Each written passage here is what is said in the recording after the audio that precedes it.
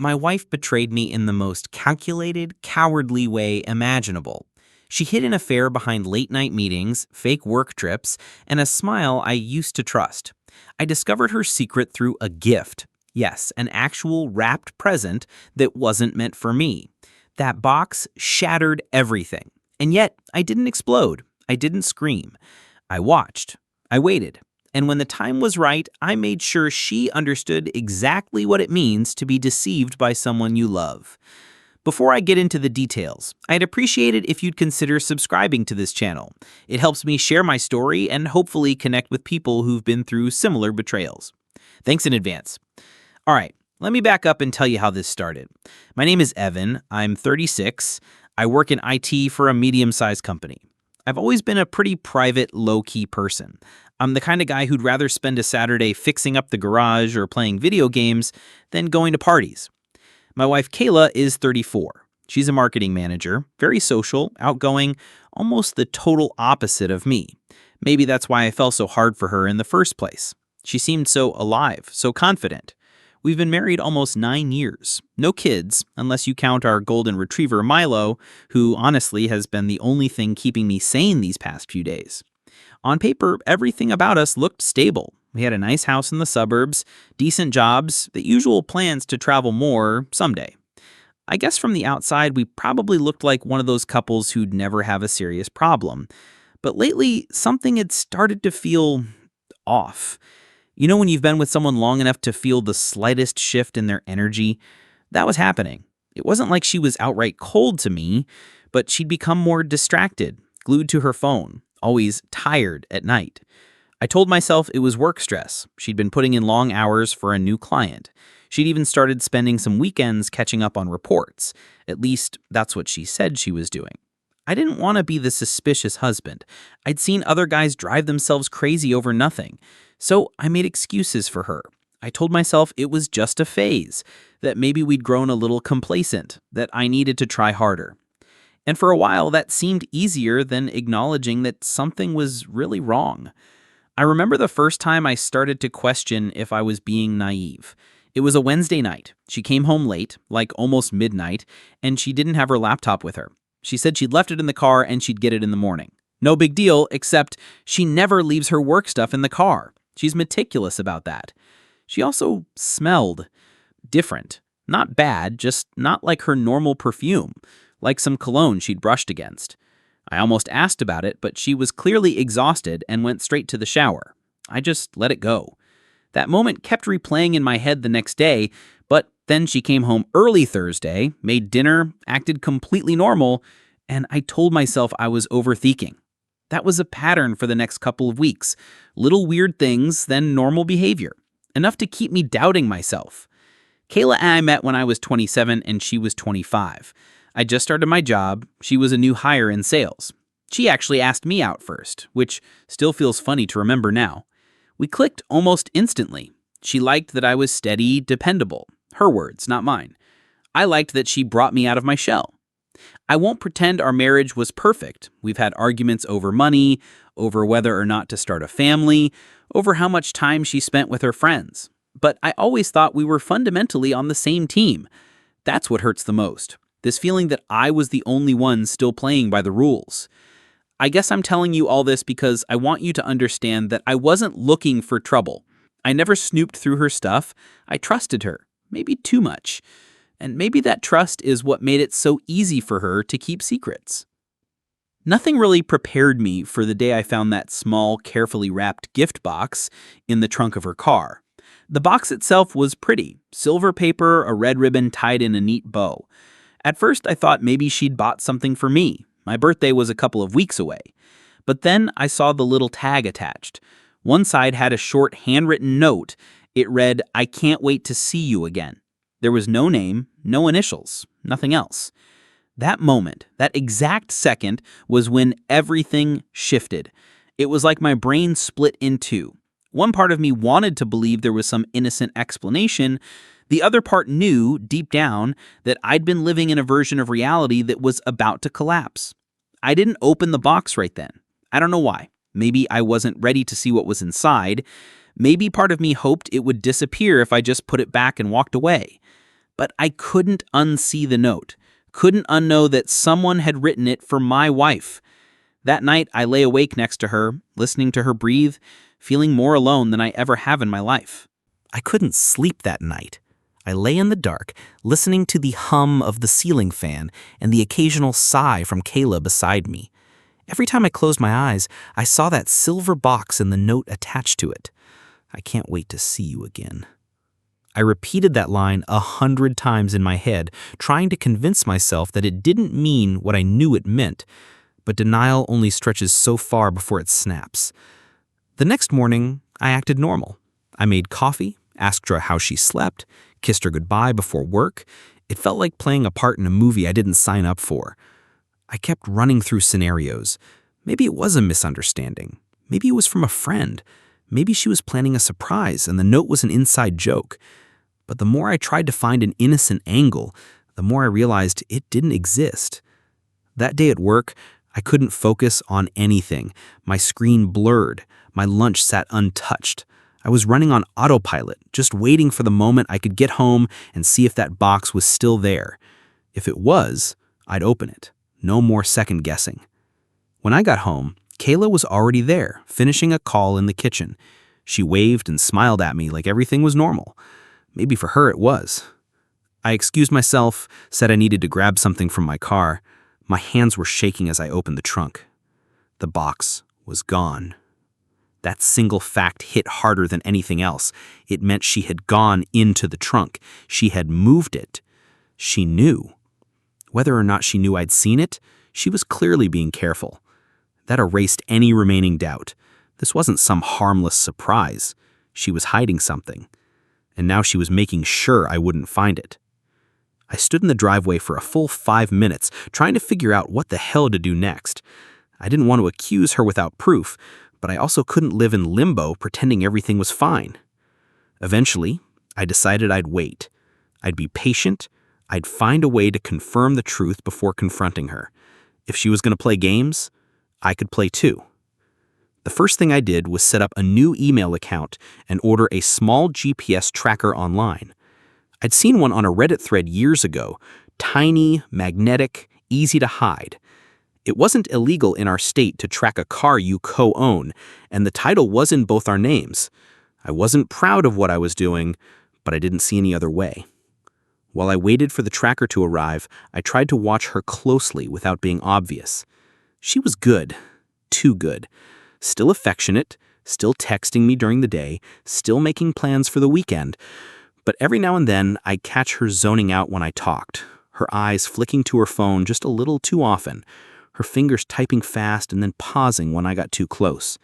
Her late nights came back, meetings with the client that always ended just before midnight. I asked casually one night who the client was. She mumbled something about a new brand deal and said it was confidential. That was new. She'd always been open about work before. 3 days later, the tracker arrived. I installed it that night while she was in the shower. It took less than 2 minutes. I synced it to the tracking app and waited. The next time she claimed to have a late meeting, I watched the little dot move, not to her office downtown, but to a residential neighborhood about 30 minutes away. I didn't do anything that first night. I just stared at the map on my phone, watching her sit in that same house for nearly 3 hours before driving home. No restaurants nearby, no businesses, just homes. She walked in the door smiling, holding takeout, said she'd grabbed us some dinner since she was already out. I ate that food with a pit in my stomach. The next time, I followed her. It was a Friday night. She left around 7:15, dressed casual but nice. I waited 10 minutes, then got in my car and followed the dot again. I parked 2 blocks away and walked up, sticking to the shadows. My heart was pounding so hard I thought it might give me away. She parked in front of a small, tidy house, knocked on the door. A man answered. Tall, athletic build, maybe mid-30s. She hugged him. Not a friendly hug. A full-body, comfortable, practiced kind of hug. Then they kissed. I couldn't breathe. It was like my entire world narrowed down to that single moment. All the doubts, all the suspicions, all the mental gymnastics. It was over. This was it. Proof. raw and undeniable. I walked back to my car in a haze. I didn't cry. I didn't scream. I just sat in the driver's seat staring through the windshield at nothing. I must have sat there for an hour before finally driving home. That night, I couldn't look at her. She came in late, said she was exhausted, and went straight to bed. I lay beside her, staring at the ceiling, wondering how long this had been going on. Who was he? How had they met? Did she love him? Was it just sex? The questions spiraled out of control. Over the next week, I kept tracking her. It was always the same house, always the same guy. She went there twice more. I didn't follow. I didn't need to. I had the answers I needed. But now I had to decide what to do with them. I wasn't going to confront her in a rage. I wanted her to feel the full weight of what she had done. And I didn't want her to twist the narrative or cry her way out of it. I wanted her to see it written in her own words. So I went to our shared laptop. We'd always had one in the kitchen, mostly for budgeting, recipes, and random browsing. She used it sometimes to transfer work files. I opened her browser history and scrolled, nothing suspicious. But then I opened her email. She had left herself logged in. I don't know if she was careless or just confident I'd never look. There they were. Hundreds of emails sent from her work account to a Gmail address that matched the man's name I'd seen on the mailbox outside his house. Some were short, flirty. Others were longer, more emotional. She talked about me, about how distant I had become, about how she didn't feel alive anymore, about how this new relationship made her feel seen. The worst part? She wrote that she wasn't ready to leave me yet, not because she loved me, but because she didn't want to deal with the mess. She wanted to wait until after the holidays, maybe after my birthday. I took screenshots of everything. I wasn't going to let her manipulate the story. When the time came, I'd have every word she wrote, every lie she told, every plan she made behind my back. And I was going to let her read it out loud. I didn't sleep at all that night. I just stared at the ceiling, the soft glow of my phone lighting up every few minutes as I scrolled through the screenshots. Her words burned into my mind. He listens to me. I feel safe when I'm with you. He doesn't make me feel small. The irony was staggering. I had built my entire world around her happiness, supported her career, encouraged her every move, put her needs ahead of my own again and again. And now, I was the one who made her feel small. I got out of bed before sunrise, made coffee, and sat in the kitchen with my thoughts. It wasn't even anger anymore. It was clarity, cold, sharp, and final. I wasn't going to yell. I wasn't going to cry. I was going to finish this on my terms.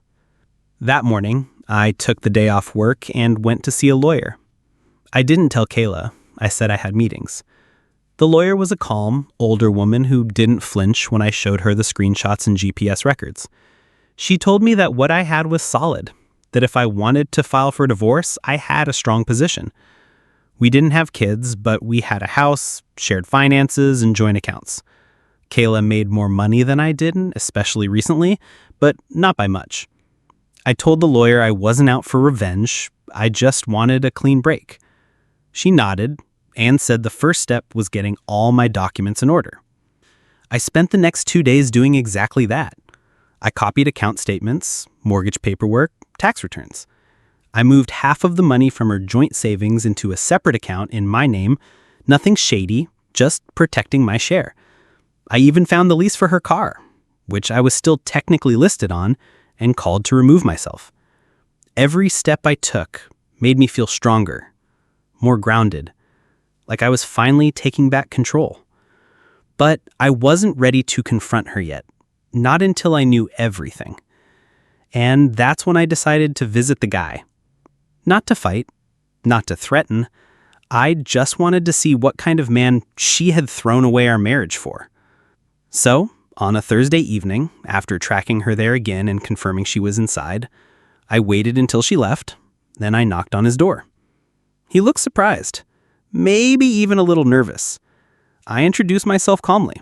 "I'm Kayla's husband," I said. I'm not here to make a scene. I just want the truth.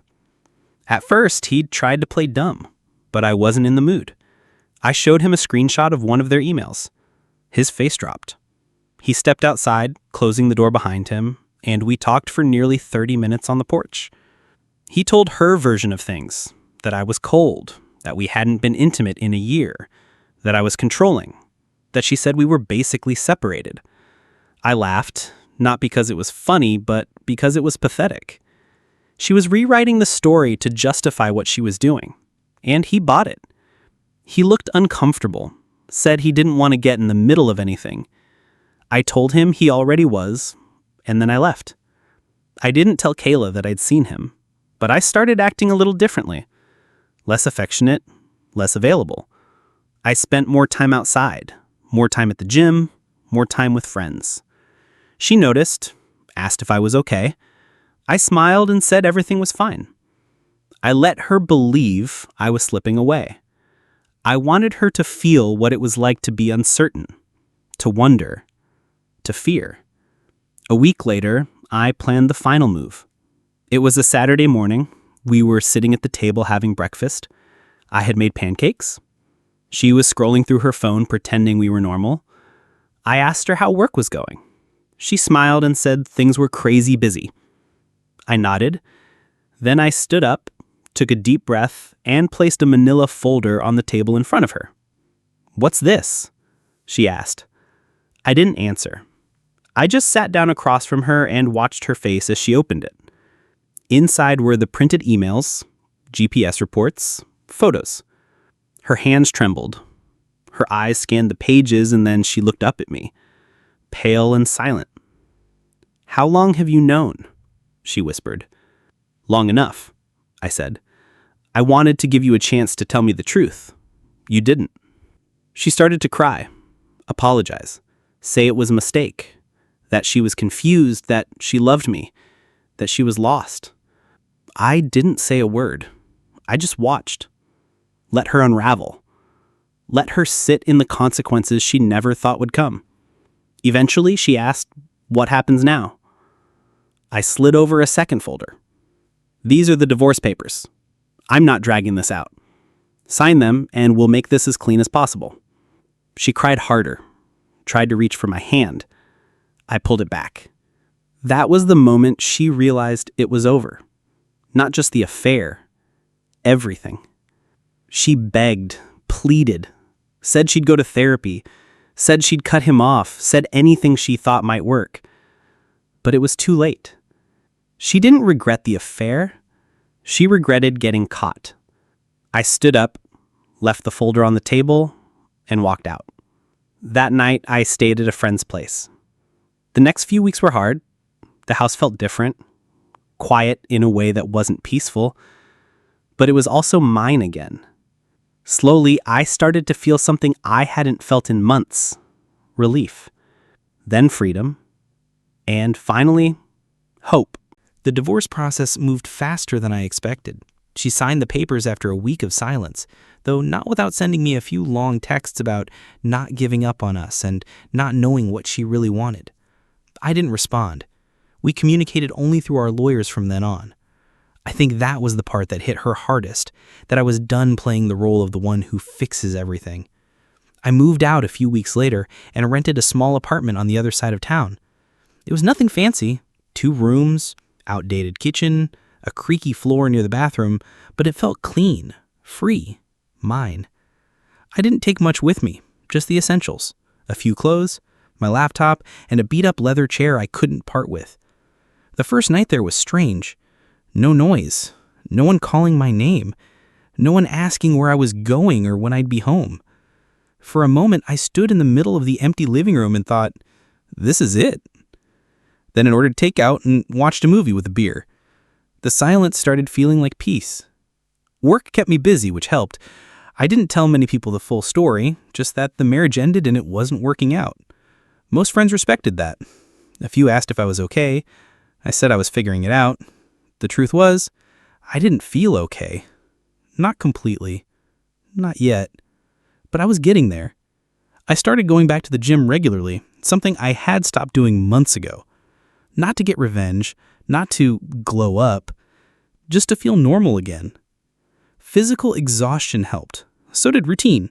Wake up, coffee, work, gym, cook something, sleep, repeat. A month after I moved out, she sent me an email. It wasn't about the divorce, it wasn't legal, just personal. She said she missed me, that everything felt great without me around, that she kept looking at the door expecting me to walk through it. I read it twice, then deleted it. I didn't need that kind of nostalgia. I knew she missed the stability I brought, not me. I didn't reply.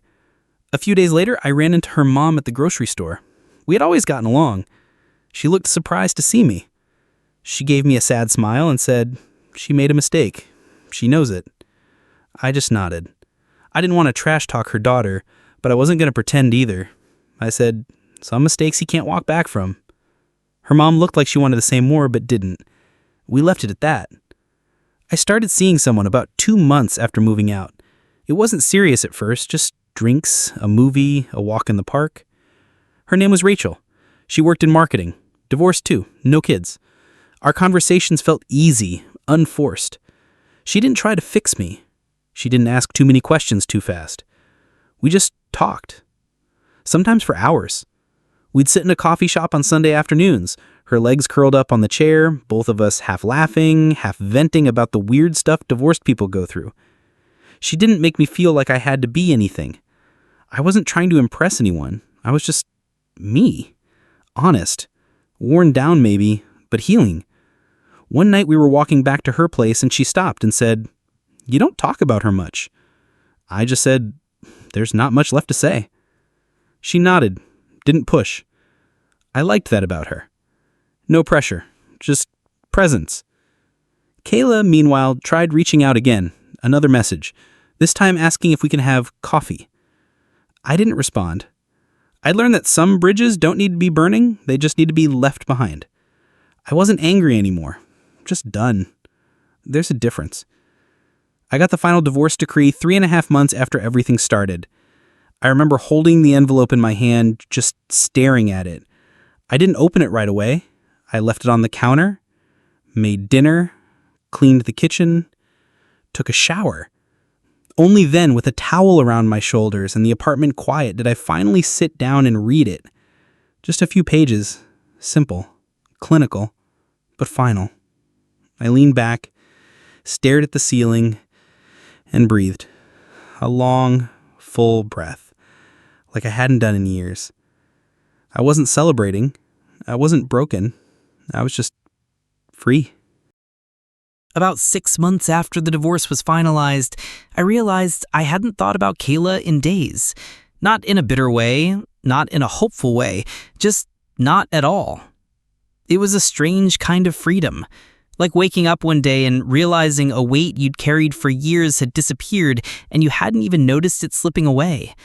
Life wasn't perfect, but it was mine again.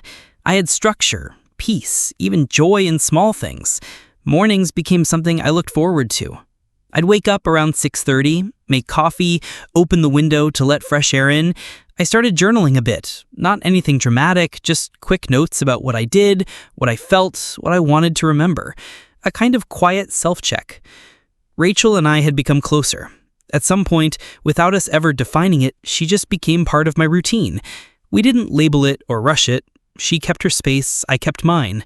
But we saw each other often. Weekends, some evenings, sometimes even lunch breaks if we were both free. It felt natural, not forced. We talked about real things, our pasts, our fears, even regrets, but not in a way that lingered too long. It was more like, here's where I've been, here's what I've learned. There was one night in particular, cold evening, late March, when we sat on her balcony with blankets over our legs sharing a bottle of wine. She looked at me and said, "You seem lighter." I laughed, said, "Because I stopped dragging the past around." She nodded slowly and replied, "Yeah, you're not looking over your shoulder anymore." And she was right. I wasn't. My work life picked up too. I'd always been solid at my job, but now I had more focus, fewer distractions. I even got promoted. Nothing huge, but it came with more autonomy and a decent raise. I used some of the extra money to fix up my apartment, Replaced the old kitchen tiles, bought a new couch, framed some prints I'd always liked. It started to feel like home, not just a place I landed after leaving someone. My parents visited one weekend. They hadn't seen me in months. My mom hugged me longer than usual when she walked in. My dad just nodded in that quiet way dads do when they're proud but don't say it out loud. We had dinner at my place. I cooked. They kept looking around like they were trying to see if I was okay. I was. Toward the end of the evening, my dad said, "You've changed." I asked, "Good or bad?" He said, "Just solid, like yourself again." That stuck with me. I don't think I realized how far I drifted from who I was until someone else pointed out that I'd come back. Kayla did reach out again, once more. This time, a letter. Handwritten. I didn't open it. I put it in a drawer and left it there. Maybe one day I'll read it. Or maybe I won't. I don't need closure from her anymore. I've already closed that chapter. My story kept going. I started traveling a bit too. Short trips at first. A weekend in Seattle, a hike in Colorado. Rachel came with me on a few. We weren't planning a future. We were just living the present, and that felt like enough. There was no dramatic, happily ever after moment, no big revelations. Just small, consistent steps toward peace. That's the part nobody tells you about rebuilding. It's quiet. It's not fireworks. It's waking up one day and realizing your life finally feels like your own again. I still think about everything that happened sometimes, not with pain, more like looking at an old photo of someone you used to be. Familiar, but distant. And that guy, the one who ignored the signs, who tried too hard to fix something broken, who stayed too long out of fear, I don't blame him. I just don't want to be him again. I'm not sure where things will go with Rachel, or what the next 5 years will look like, but I'm no longer scared of that question. I've learned that sometimes losing what you thought was everything is what finally makes space for something real, something better.